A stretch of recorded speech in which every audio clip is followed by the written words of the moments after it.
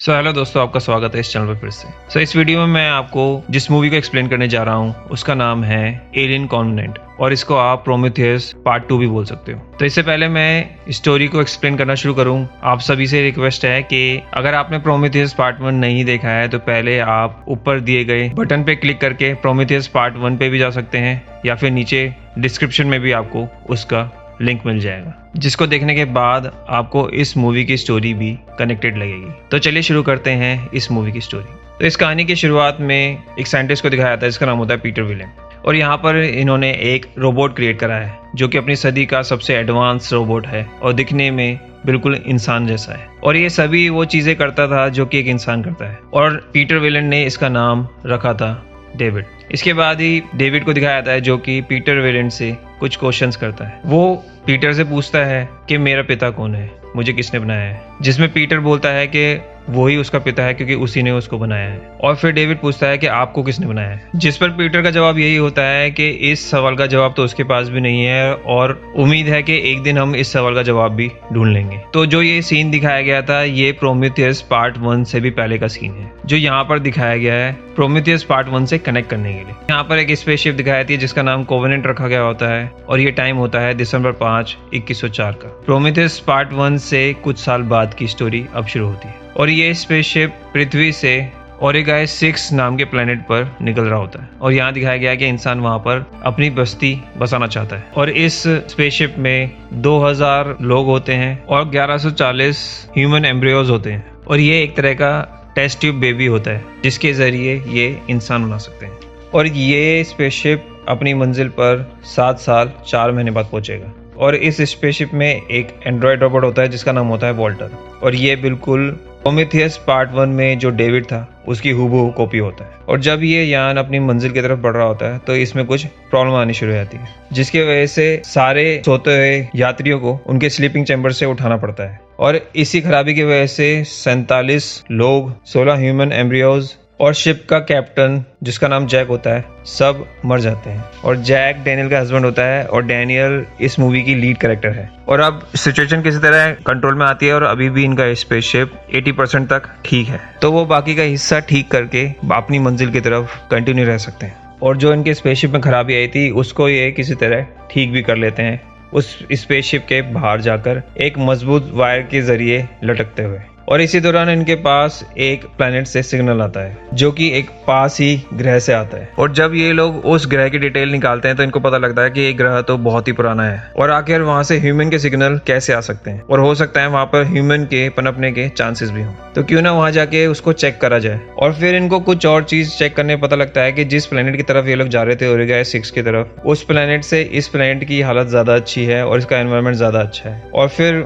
ओरेगाय 6 बहुत दूर भी है, और अगर ये लोग इस प्लेनेट पे जाते हैं तो इनका फ्यूल भी बचेगा और टाइम भी। हालांकि बाकी के लोग इससे सहमत नहीं होते हैं, लेकिन यहाँ पर डैनियल बोलती है कि अगर ओरेगाय 6 की तरफ जाना है तो वापस से स्लीपिंग चैम्बर्स के अंदर सोना पड़ेगा, मगर अब सबके सब डर चुके हैं और वापस से स्लीपिंग चैम्बर के अंदर जाने से मना कर रहे हैं, क्योंकि पहले ही टेक्निकल फॉल्ट की वजह से काफी लोगों की जान जा चुकी है। और इसके बाद ये फाइनलाइज होता है कि ये लोग अब इस नए प्लेनेट की तरफ निकलेंगे, और फिर एक इस छोटे से स्पेसशिप के जरिए उस प्लेनेट के अंदर ये एंटर करते हैं। यहाँ पर इस बड़े से स्पेसशिप में छोटे छोटे फ्लाइंग ऑब्जेक्ट्स भी होते हैं, जिनमें से एक के जरिए ये लोग उस प्लेनेट के अंदर एंटर करते हैं। फिर वो अपने फ्लाइंग ऑब्जेक्ट से निकलने के बाद उस सिग्नल को चेक करते हैं जो कि उनके उतरी हुई जगह से 8 किलोमीटर दूर था। अब यहाँ पर एक लेडी उस फ्लाइंग ऑब्जेक्ट में रुक जाती है और बाकी की पूरी टीम उस जगह पर निकल पड़ती है जहाँ से सिग्नल मिला था। अब यहाँ पर पूरी टीम आगे बढ़ रही होती है, जिसमें से 2 लोग रास्ते में रुक जाते हैं क्योंकि इनको यहाँ की मिट्टी के सैंपल लेने होते हैं। जो लोग मिट्टी के सैंपल को लेने के लिए रुकते हैं, इन दोनों में से एक बंदे का पैर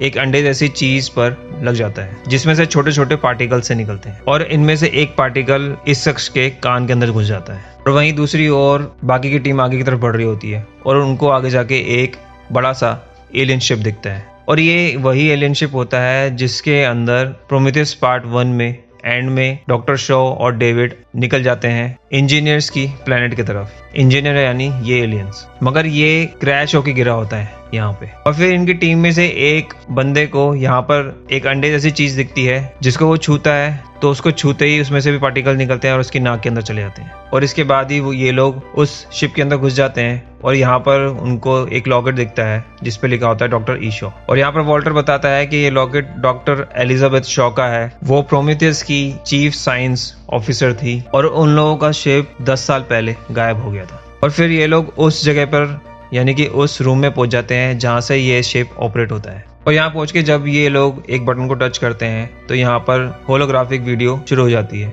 जैसे कि प्रोमेथियस 1 में शुरू हो गई थी। मगर इस बार ये रिकॉर्डिंग डॉक्टर ई शॉ की हुई थी, जो कि एक चेयर पे बैठी हुई थी। वहीं दूसरी ओर जहाँ पर 2 लोग रुक गए थे मिट्टी का सैंपल लेने के लिए, उनमें से एक के अंदर वो पार्टिकल घुस गया था, उसकी तबीयत खराब होनी शुरू हो जाती है। और यही चीज जो इनमें से ठीक होती है वो अपनी टीम को बताती है और वो बताती है कि वो शिप की तरफ वापस जा रही है उस बंदे को लेकर। पर शिप तक पहुंचते पहुंचते रास्ते में ही उसकी तबीयत बहुत ज्यादा खराब आती है और वो अपने साथी पर खून की उल्टी भी कर देता है। अब इस शिप में ऑलरेडी एक टीम मेंबर होती है जिसकी मदद से ये लोग इस बंदे को अंदर तक लेके जाते हैं शिप के अंदर और फिर उसको एक लैब में लेके जाते हैं, जहाँ पर जब उसकी शर्ट को फाड़ते हैं तो उसकी पीठ पर काफी सारे गड्ढे से रहते हैं और उसकी पीठ लीक करने लग जाती है, जिसकी खून की ड्रॉप्स उस मेंबर पे भी गिर जाती है और वो खुद बाहर आ जाती है और उस लैब को लॉक कर देती है और बाकी टीम को बोलती है कि वहां पर वो जल्दी से आ जाएं उस फ्लाइंग ऑब्जेक्ट की तरफ। अब जो लड़की उस बंदे को लेकर आई थी वो भी उस लैब के अंदर ही होती है और वो अपने आप को उस लैब से बाहर निकालने के लिए बोल रही होती है दूसरी लड़की से। और ये वहीं जिस बंदे के अंदर वो पार्टिकल चला गया था उसकी तबीयत बहुत ही ज्यादा खराब होने लग जाती है और वो अजीब हरकतें करने लग जाता है। और इतनी रिक्वेस्ट करने पर भी वो दूसरी वाली लड़की उसको बाहर नहीं आने देती, क्योंकि वो बोलती है कि अगर तुम बाहर आई तो वो इन्फेक्शन फैल जाएगा। और तभी उस बंदे की बॉडी फट जाती है और उसके अंदर से एक छोटा सा क्रीचर निकलता है जो कि बहुत ही ताकतवर होता है लेकिन बहुत छोटा सा होता है। और जो लड़की अंदर होती है वो उस पर झपट्टा मारता है और उसको मार डालता है।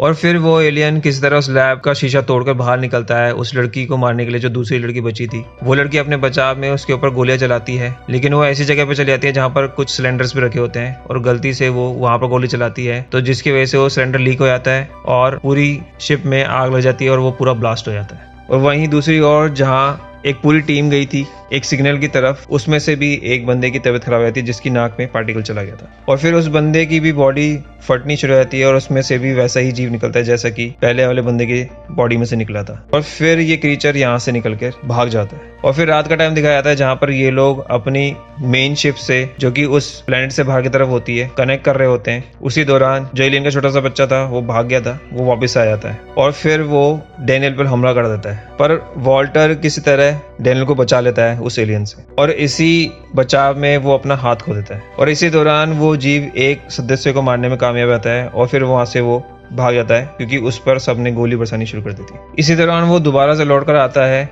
और फिर कुछ और लोगों को घायल कर देता है और फिर वहां से भाग जाता है। तभी आसमान में कोई फ्लेयर चलाता है और तभी एक शख्स दिखता है जिसने पूरा अपने आप को ढका हुआ था एक हुडी के जरिए, जो कि इन लोगों को बोलता है कि मुझे फॉलो करो अगर तुमको अपनी जान बचानी है तो। और इसके बाद ही ये लोग उसका पीछा करने लगते हैं और इसके बाद ही एक जगह दिखाई जाती है जहाँ पर लाखों की तादाद में काफी सारे लाशें बिछी होती हैं। ऐसा लग रहा था कि कुछ यहाँ पर ऐसा हुआ था जिसके बाद इन लोगों को बिल्कुल भी टाइम ना मिला हो अपनी जान बचाने का और सबकी बॉडी का रंग काला पड़ चुका था। यहाँ पहुंचने के बाद ये सारे के सारे लोग उस बंदे से पूछते हैं, हुडी वाले बंदे से, कि तुम कौन हो और इतने टाइम तक तुम यहाँ पर जिंदा कैसे बचे। और इसके बाद ही जब वो अपना नकाब हटाता है तो पता लगता है कि ये और कोई नहीं बल्कि एंड्रॉयड रोबोट डेविड है जो कि प्रोमेथियस पार्ट 1 में था। और फिर ये लोग पूछते हैं कि यहाँ पर ऐसा क्या हुआ कि ये सब लोग ऐसे मरे पड़े हुए हैं। और डेविड इनको बताता है कि जब ये लोग इस प्लेनेट के अंदर एंटर कर रहे थे उस स्पेसशिप के जरिए जो कि एलियन की स्पेसशिप थी, तो वो उस स्पेसशिप को यहाँ घुसते ही कंट्रोल नहीं कर पाए और वो यहाँ पर क्रैश हो गया, जिसके बाद ही वो सारा ब्लैक गू जो इनके शिप में भरा हुआ था वो यहाँ पर फैल गया और जिसके बाद ही सारे के सारे उसके जरिए मर गए। मगर वो एक चीज और बताता है कि ब्लैक गू पेड़ पौधों को छोड़ के बाकी सब चीजों पर असर करता है और उस शिप के क्रैश होने के बाद सिर्फ मैं ही बचा और यहाँ फंस गया। और फिर डेविड यहाँ से निकलते निकलते वॉल्टर को बोलता है कि तुम कैसे हो भाई। अब ये दोनों एक जैसे से ही हैं और एक ही चीज है, यानी कि दोनों के दोनों रोबोट हैं, एंड्रॉयड रोबोट। तो इसी को रिलेट करते हुए वो उसको भाई बोलता है और इन दोनों की शक्लें भी बिल्कुल एक जैसी होती है। अब यहाँ पर डेविड और वॉल्टर को आपस में बात करते दिखाया जाता है, जिसमें डेविड बोलता है जिसने हम जैसे एंड्रॉयड रोबोट को बनाया था वो हमारे साथ ही था लास्ट शिप पे, और जिसका नाम था पीटर वेलेंड। जिस पर वॉल्टर पूछता है कि वो कैसे दिखते थे, और यहाँ डेविड बताता है कि वो एक इंसान ही थे, मगर वो अपने आप के लिए बताता है कि हम लोग इंसानों से काफ़ी ऊपर हैं, इंसानों से तेज हैं, ताकतवर हैं और सोचने में भी उनसे काफ़ी आगे हैं। जिस पर वॉल्टर बोलता है कि ये तो अच्छी बात है कि इंसानों ने हमको बनाया ताकि हम उनकी आज मदद कर सकें, मगर इस पर डेविड बोलता है कि हमारी तुलना इंसानों से नहीं है क्योंकि हम उनसे तेज हैं, उनसे ज़्यादा समझदार हैं और उनसे ज़्यादा ताकतवर हैं। और इस पर वॉल्टर बोलता है कि तुम काफ़ी ज़्यादा पेचीदा हो और तुम्हारे अंदर नफरत बसी है, और तुम्हारे पृथ्वी से चले जाने के बाद विलन कॉर्पोरेशन ने हमारे ऐसे रोबोट बनाए जो कि इंसानों की पूरी तरह इंस्ट्रक्शन को फॉलो करते हैं और ना कि उनसे ऊपर उठने के बारे में सोचते हैं। इस पर डेविड उसको कुछ दिखाने के लिए ले जाता है और इसके बाद ही एक फ्लैशबैक सीन दिखाया जाता है। यहाँ पर डेविड जब इस ग्रह पे पहुंचा था उस स्पेसशिप के जरिए जो कि प्रोमेथियस पार्ट 1 में दिखाया गया था निकलते हुए, और फिर वो लोग यहाँ पहुंचते हैं इंजीनियर्स के प्लेनेट पर, तो उस स्पेसशिप को देखते ही यहाँ के लोग काफी ज्यादा खुश हो गए थे। उनको लगा था कि उनके अपने लौट आए हैं वापस। तभी जब उस शिप का गेट खुला था वहां पर डेविड खड़ा हुआ था, और डेविड वो सारे खतरनाक कीटाणु जो कि ब्लैक गू की शेप में होते हैं वो इस प्लेनेट पर फेंक देता है और वो पूरे प्लेनेट के लोगों का खात्मा कर देते हैं। और जहाँ पर डेविड और वॉल्टर खड़े होते हैं वहीं पर एलिजाबेथ शॉ की कब्र भी बनी होती है, जिसको देखकर वॉल्टर पूछता है कि इनका क्या हुआ। इस पर डेविड बोलता है कि एलिजाबेथ शॉ बहुत ही रहमदिल थी और उसी ने उसको ठीक किया था और वो एलिजाबेथ शॉ को बहुत ज्यादा चाहता है। जिस पर वॉल्टर बोलता है कि ये नामुमकिन है, तुम्हारे अंदर ये फीलिंग्स कैसे आ सकती हैं। इस पर डेविड बोलता है कि जैसे कि तुम्हारे अंदर फीलिंग्स हैं डैनियल के लिए क्योंकि तुमने उसकी जान बचाई अपना हाथ खो के। जिस पर वॉल्टर बोलता है कि ये उसका फर्ज था। और फिर कुछ लोग जो कि शिप से कनेक्ट करने की कोशिश कर रहे थे, वहां पर अपने सिग्नल भेजने की कोशिश कर रहे थे काफी टाइम से, जो कि वहां पर आए तूफान की वजह से नहीं हो पा रहा था। और जब वो लोग वहां पर सिग्नल भेज देते हैं और वहां से वो कनेक्ट कर लेते हैं तो वो उनको बोलते हैं कि उनके काफी सारे साथी घायल हो चुके हैं और उनको उनकी मदद की जरूरत है। अब वो जीव भी वहां पहुंच जाता है और फिर उनके एक और साथी को मार डालता है। इस जीव को यहाँ बोलते हैं नियोमॉर्फ। अब ये नियोमॉर्फ डेविड के बनाई हुई एक रचना थी। यहाँ पर डेविड का मकसद ये था कि वो इससे अपने सारे इंस्ट्रक्शंस फॉलो कराना चाहता था, उस पर पूरी तरह कंट्रोल पाना चाहता था। और ये क्रीचर जब डेविड के सामने आता है तो बिल्कुल शांत खड़ा होता है और ये चीज कैप्टन देख लेता है और उसके पीछे एक बंदूक तान के खड़ा हो जाता है एलियन की तरफ लेजर करके, जिस पर वो डेविड से ये भी पूछता है कि तुम ये क्या कर रहे हो। और जब कैप्टन उसको गोली मारने वाला होता है तो डेविड उसको गोली मारने से मना कर देता है और कहता है कि अगर आप इसे अपनी सांस महसूस करा दो तो ये आपको कुछ नहीं कहेगा और जैसा आप कहोगे वैसा ही करेगा। मगर इसके बाद कैप्टन उस पर कई गोलियां चला जाता है ये बोलकर के उसने उसके कई साथियों को मार डाला है, और जिसके बाद वो क्रीचर मर जाता है। इसके बाद डेविड काफी ज्यादा नाराज हो जाता है और कैप्टन भी उसके ऊपर बंदूक तान देता है और कैप्टन पूछता है कि यहाँ पर आखिर चल क्या रहा है और अगर तुमने नहीं बताया तो मैं तुमको मार दूंगा। इसके बाद ही डेविड उसको एक रूम में ले आता है जहाँ पर काफी सारी ट्यूब्स पड़ी होती हैं और वो बोलता है कि इसी ट्यूब में से निकले हुए लिक्विड उसने डॉक्टर चार्ली के ड्रिंक में मिला दिया था जो कि प्रोमेथियस 1 में हुआ था। यहाँ पर डेविड बोलता है कि इस केमिकल ने अपने कई बार रूप बदले हैं, कभी इंसान को ही दरिंदा बना दिया और कभी इंसान के अंदर से ही एक नया दरिंदा पैदा कर दिया, और अब मैं इसकी मदद से बिल्कुल एक नया हाइब्रिड बनाना चाहता हूँ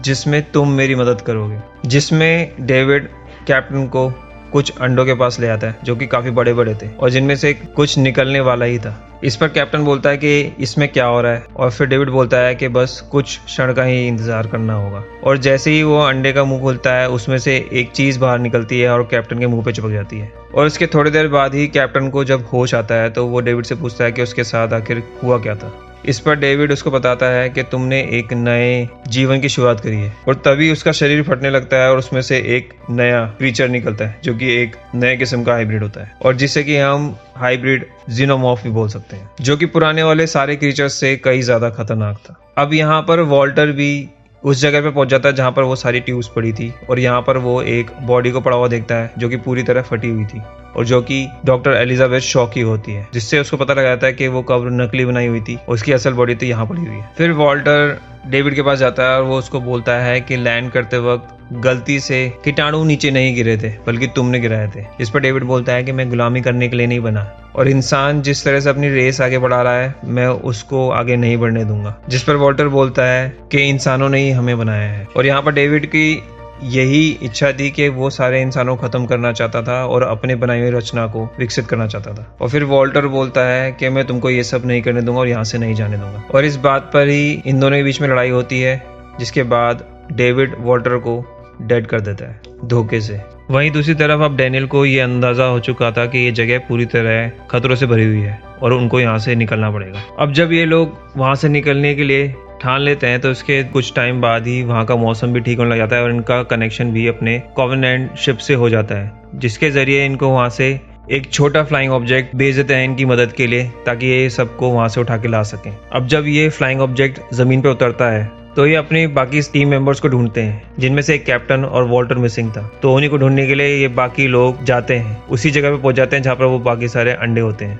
अब यहाँ पहुंचते ही वो नया हाइब्रिड एलियन इन लोगों पे हमला करता है और साथ ही साथ में अंडे में से निकले हुए कुछ नए क्रीचर्स इन पे हमला करते हैं, उनके शरीर से जुड़ने के लिए, उनमें से नया हाइब्रिड निकालने के लिए। अब जब ये लोग वहाँ पर उनको ढूंढने आए थे तो उनमें से एक सदस्य उस नए एलियन के द्वारा मारा जाता है और एक बंदा घायल हो जाता है। और यहाँ अब तक डैनियल को भी पता लग जाता है कि डॉक्टर शॉ को डेविड ने मारा था, और इसी को जानकर डेविड उन पर हमला शुरू कर देता है और उनको मारना शुरू कर देता है। तभी यहाँ पर वॉल्टर भी आ जाता है और डैनियल को बचा लेता है, जहाँ पर डेविड वॉल्टर से पूछता है कि तुम वापस से होश में कैसे आ गए। यहाँ पर वॉल्टर बोलता है कि तुम्हारे बाद के मॉडल्स में काफी ज्यादा सुधार करा गया था। और यहाँ पर डैनियल और जो साथी जो घायल हो गया था वो दोनों वहां से भाग जाते हैं और बाहर निकल के उस फ्लाइंग ऑब्जेक्ट का वेट करते हैं जो कि उनको वहां से लेने आया था। और जैसे ही वो फ्लाइंग ऑब्जेक्ट वहां पहुंचता है तो वो दोनों उस पर बड़ी मुश्किल से चढ़ जाते हैं और यहाँ पर किसी तरह वॉल्टर भी पहुंच जाता है, जिस पर डैनियल वॉल्टर से पूछती है कि डेविड किधर है, जिस पर वॉल्टर बोलता है कि